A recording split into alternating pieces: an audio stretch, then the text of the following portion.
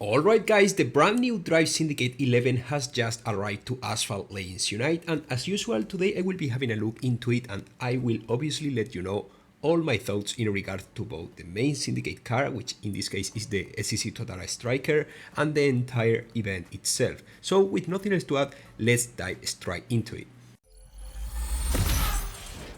Okay, so first of all, I would like to have a look into these Drive Syndicate rewards, because despite it's basically the exact same distribution we have been seeing through the last 3 Drive Syndicate events, this time we have a deal breaker in regards to the reward of the entire event, and of course I am talking about the required cars. I know that some of you might be beginners who actually miss cars like the Bugatti LBN or the Aston Martin Valhalla, but if you have been playing this game for the last 2 to 3 years, it's quite likely that you have both of these cars, as well as the other ones like the Puritalia Berlinetta, which was a Legends Pass car that later got a couple of car hunts, or the Ferrari Monza SP1, which was another Legends Pass car which now has a showroom event where you can max it out completely for free. What I want to say with this is that the cars you need in order to unlock the SSC Tuatara Striker from this Drive Syndicate event haven't been as scarce as other cars which have been required on previous Drive Syndicates, and there is also something quite important, and that's the fact that Gameloft didn't add as a requirement for this syndicate a brand new A-class cars like it happened on all the other Drive Syndicates before. You know, it might look like something small, but if you add it up, I have nothing to do but appreciate how Gameloft actually released a quite fair and good Drive Syndicate, specifically for those who have been dedicated to progress through this game for the last few years, not necessarily from day one, but for a decent amount of time. Once again, I have to say that I am completely aware that this is not an event that will allow newcomers or those who have been playing less to unlock the SSC Tuatara Striker, but let's get real guys. Basically, all the previous Drive Syndicates haven't been events oriented to newcomers, so this time we have to be grateful for these requirements and the fact that way more people than usual will get to unlock the main Drive Syndicate car. Such an event begs the question, how good is the SSC Tuatara Striker?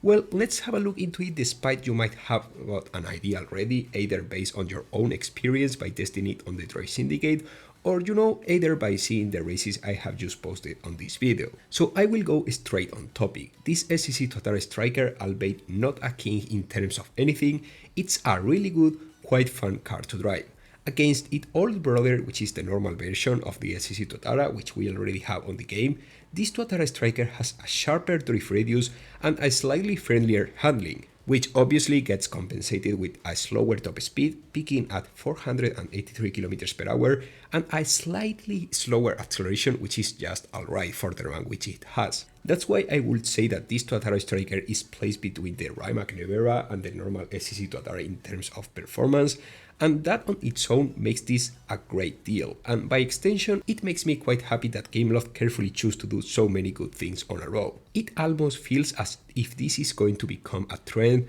rather than an exception, but you guys already know me and I tend to be quite pessimistic in general, which by the way is the approach that makes you the least sad by the time something finally arrives into the game, but this time I can say that I am certainly satisfied with what I have seen, and I do really hope that they keep this Drive Syndicate model for many more syndicates to come. In other news, somewhat related to what I have just said, as I said on my video talking about the new update patch notes, the car you need to begin your journey through this Drive Syndicate, the Hyundai Ioniq 5N, is extremely abundant. But what do I mean with this? What I mean is that you can unlock this car either from the Drive Syndicate progression system or from the Legends Pass, meaning that if you grab the blueprints from both sides, you will get a chance to max out this car way faster than usual, and also you can get 5 more blueprints from the Hyundai exclusive event, which you can see from the time limited event stuff, so this car shouldn't be an obstacle at all if you want to move fast into the higher chapters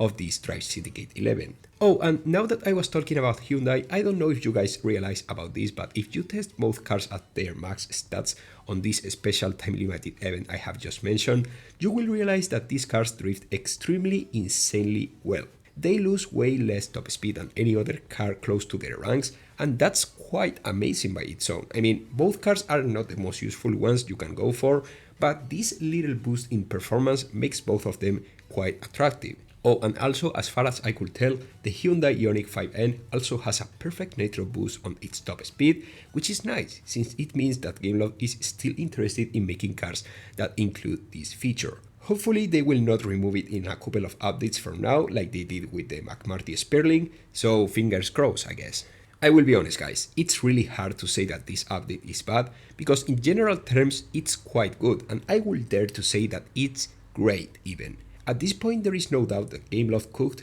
and I don't know about you guys, but I am willing to eat from the recipe, because this time everything feels nice, for once in the last 6 months. The Drive Syndicate might just be the second best Drive Syndicate event ever, right behind the Rimac Nevera one. The VIP system doesn't nerf any existing reward for the free-to-play players, and the Hyundai cars are fun to drive. This is literally the level that all the upcoming updates should be aiming for, and let's remember that I haven't included Gauntlet yet, since it seems to be slightly delayed. This is real. But now it's your turn guys. What do you think about the new Drive Syndicate and the main car? Do you think you will be able to lock it? Let me know in the comment section, make sure to drop your massive like, subscribe, and I will see you really soon as usual with much more Asphalt content. Goodbye guys.